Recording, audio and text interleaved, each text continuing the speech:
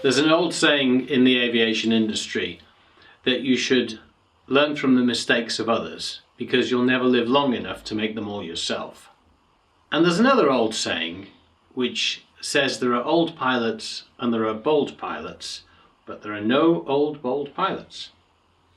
And it's that philosophy which drives me to write stories about what we do for a living.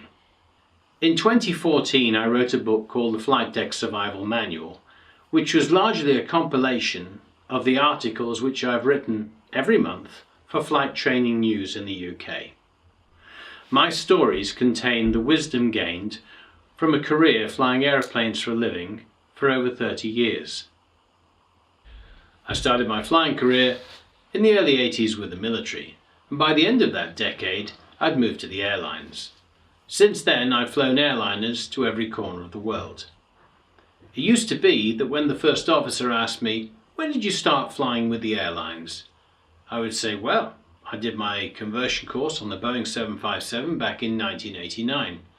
And he'd then say, "I was still at school." These days, the reply is often, "I wasn't even born."